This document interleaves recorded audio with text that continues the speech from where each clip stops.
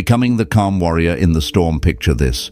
You're stuck in a summer traffic jam. Horns are blaring behind you. A furious driver is yelling in front. Your phone buzzes. Your boss just moved the meeting up by 30 minutes.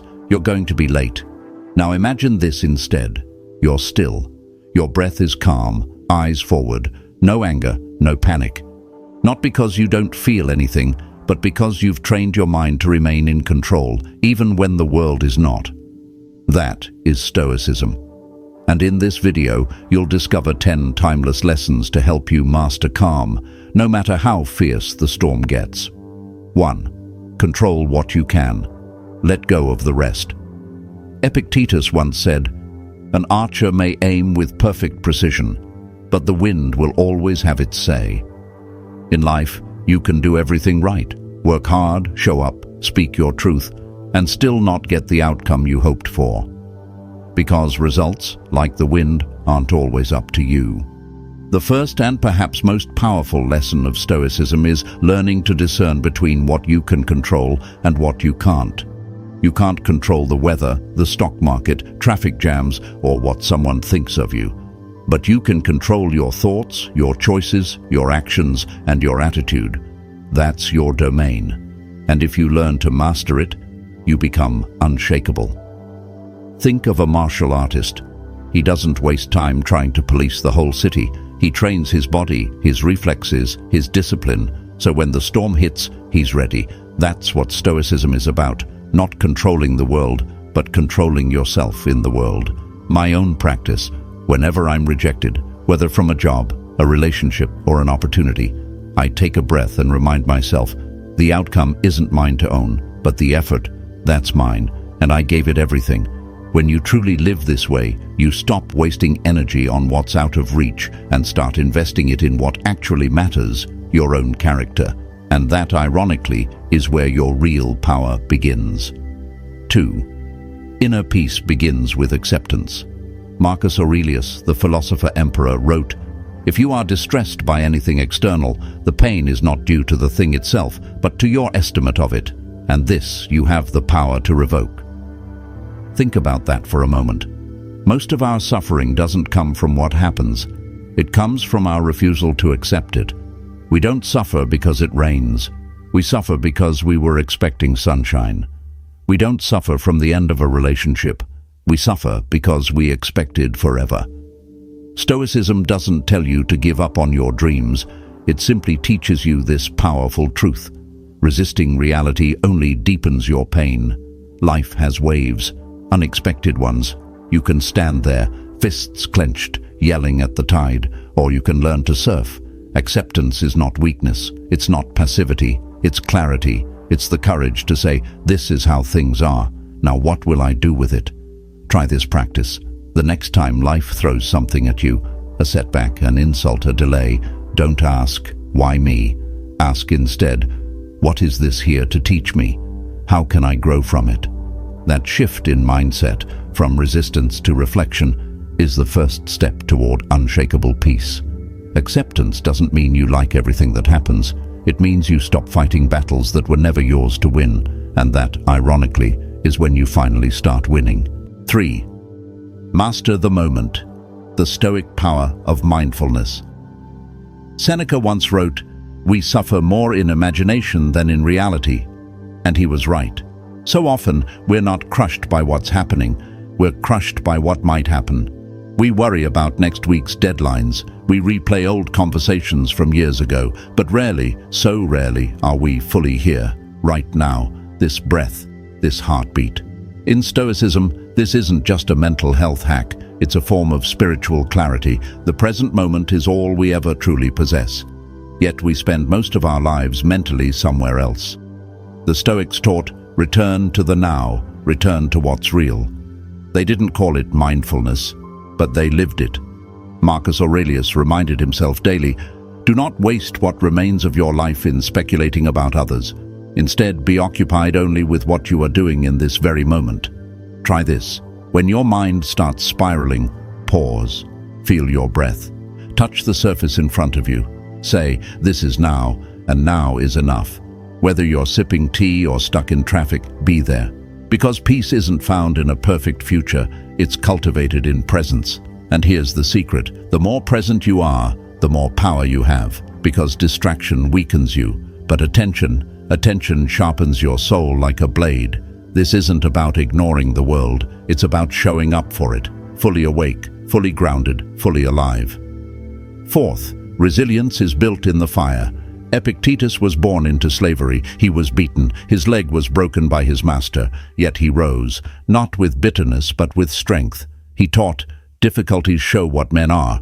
Pain is not your enemy, it's your teacher. Modern culture tells us to avoid discomfort at all costs. Numb it, ignore it, run from it. But Stoicism offers the opposite path. Lean into it, face it, use it. Resilience isn't about pretending everything is fine. It's about standing your ground when it's not. It's about choosing not to crumble, even when life shakes you to your core. The Stoics believed hardship wasn't a detour, it was the way. Every setback, every betrayal, every loss, it's an opportunity to grow stronger, wiser, more composed. Real-life reflection. Think back to a moment that nearly broke you. You're still here, and maybe, just maybe, you're better because of it. Resilience doesn't mean being unaffected, it means being unconquerable. The next time you feel overwhelmed, try this Stoic mantra. I was made for this. Say it again, and mean it. Because the truth is, you don't rise in spite of adversity, you rise through it. And on the other side of that storm, you'll find someone calmer, stronger, and absolutely unshakable. That someone is you. 5. Response is power. Choose it wisely. Someone cuts you off in traffic. Your first instinct, yell, curse, slam the wheel. But pause for just one moment, and you'll realize that reaction is not inevitable. It's a choice. Epictetus taught, it's not what happens to you, but how you react to it that matters. Between what happens and how we respond, there is always a space. Stoics lived in that space, and from that space they drew their power. Most people run on emotional autopilot. Anger, fear, jealousy, they let these impulses steer the wheel. But Stoicism challenges you to step off that ride, to reclaim the driver's seat. Practice this. When something triggers you, don't lash out. Ask yourself, what would the wisest version of me do right now? Because when you're reactive, you're predictable, you're weak. But when you respond with clarity and intention, you become untouchable. This doesn't mean suppressing emotions. It means refining them. It means feeling anger, but not becoming anger. Feeling fear, but acting with courage anyway. Every response is a brushstroke. You are painting your character every day, moment by moment. The Stoics remind us, choose each one carefully. You can't control what people say, but you can choose not to echo their chaos. You can't stop life's storms, but you can be the calm eye at the center. You are not your impulse. You are your response. And that is where your power lives. 6. Want less, live. More Seneca warned us centuries ago, it is not the man who has too little, but the man who craves more, who is poor. We live in a culture that thrives on more money, more followers, more attention, more success. But here's the truth no one tells you. More is never enough. The Stoics didn't preach poverty, they preached clarity. They understood that unchecked desire is a thief. It robs you of peace. It whispers, just a little more, even when you already have more than enough. You don't have to renounce everything, but you must ask yourself, what do I truly need? And more importantly, what is it costing me to chase what I don't? Modern Stoic practice. For one day, try living simply. No online shopping, no scrolling ads, no comparing yourself to anyone. Just you, your breath, your life as it is. See what that kind of freedom tastes like. The less you need, the freer you become. Because every desire creates a dependency, and every dependency is a potential chain. Stoicism frees you, not by stripping life down, but by stripping illusion away. When you learn to want less, you unlock a quiet kind of joy. A joy that doesn't come from owning the world, but from no longer being owned by it. True wealth isn't what fills your pockets, it's what no longer empties your soul. 7. Let virtue lead the way to the Stoics. Happiness was not found in pleasure, praise, or possessions. It was found in one thing, virtue. Marcus Aurelius, Epictetus, and Seneca all agreed, if you want to live a life of peace, purpose, and self-respect, you must anchor yourself in 4 timeless virtues: wisdom, courage, justice, and temperance. These aren't abstract ideals, they're the compass that guides every decision, every response, every step. Wisdom is seeing things as they truly are, not how we wish them to be. Courage is doing what's right, even when it's hard. Justice is treating others fairly, even when no one's watching. Temperance is mastering desire, not being mastered by it. Try this. Before acting, ask yourself, is this wise? Is it brave? Is it fair? Is it measured? If the answer is no, then no outcome, no applause or advantage can justify the action. Stoicism doesn't promise that life will always be easy, but it promises this. If you live virtuously, you will always be at peace with yourself, because success without virtue is hollow, and failure with virtue, that's still a kind of victory. When the world is chaotic, let others chase applause. Let others bend for comfort. But you stand on virtue, steady, clear, unshakable. Virtue is your North Star. Follow it, and you'll never be lost. 8. Embrace impermanence. Nothing lasts forever.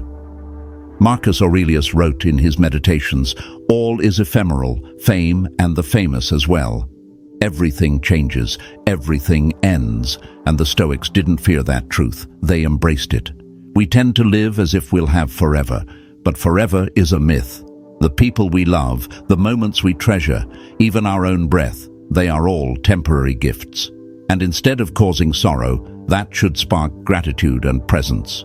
You don't mourn the sunset because it fades. You cherish it because it does. Impermanence doesn't diminish life's value. It defines it. If nothing lasted forever, then every moment matters more, not less. Stoic reflection. Think of someone you care about deeply. Now imagine this was the last time you'd see them. Would you hug them differently? Speak more kindly? Be more present?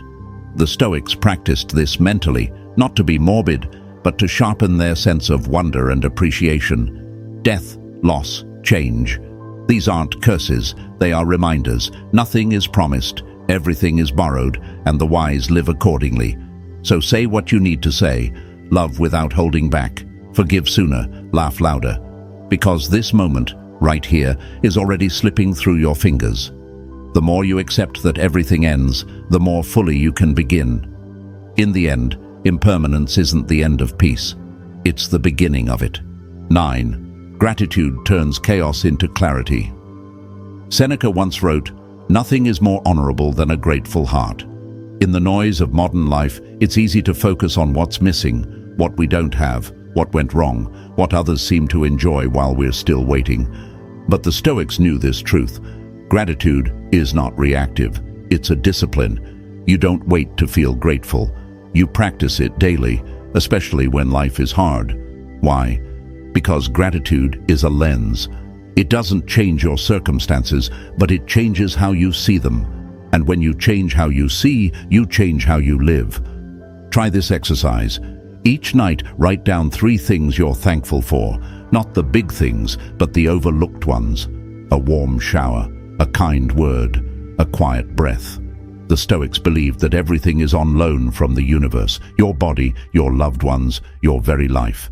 And if it's all borrowed, then every moment is something to honor, not to waste. Gratitude also builds resilience. When you learn to see blessings even in suffering, you become unbreakable. You find light even in the darkest hours. Seneca didn't give thanks because everything was perfect. He gave thanks so that he could face imperfection with strength and serenity. So don't wait for life to go your way before you feel grateful. Feel grateful, so life can go a little more your way. A grateful heart is a calm heart, and a calm heart is a powerful one. 10. Keep growing. The journey is the reward. Epictetus reminded his students, no great thing is created suddenly. You weren't born wise. You weren't born calm, strong, or disciplined. These aren't gifts, they are skills. And like any skill, they are built over time, through effort, setbacks, and reflection. The Stoics viewed life as a constant process of becoming. You are never finished, never fully formed. You are a work in progress, a living, breathing project of the soul. In a world obsessed with instant results, Stoicism teaches patient progress. Daily reflection. Ask yourself each evening, what did I do today to become better, more honest, more composed, more virtuous? Maybe you failed today, maybe you snapped in traffic or let fear win. That's okay. What matters is that you return to the path. You learn. You begin again, wiser than before. Self-improvement isn't about chasing perfection. It's about committing to the practice. It's about waking up every day and saying, today I will try. Today I will grow. The Stoic doesn't seek comfort, they seek excellence. Not to impress the world, but to become someone they themselves can admire. And the reward? It's not some distant finish line. The reward is who you become by walking this road. A calm life is not a passive life. It's a life lived with awareness, discipline, and purpose. One day, one lesson, one breath at a time. Conclusion. Become the calm warrior. Stoicism doesn't make you cold. It teaches you to stay calm even when your heart trembles. You will still love. You will still hurt. But you won't let those emotions dictate your path. You'll be the steady one in chaos, like a lighthouse standing tall in a stormy sea. When others panic, you will move with quiet strength, guided by reason, rooted in nature. If this video helped you find clarity, save it. Revisit it when the waves rise. Let it remind you, you can't control the world, but you can always control yourself. And sometimes that's more than enough. Like, comment your favorite lesson and subscribe for more Stoic wisdom to keep your soul steady.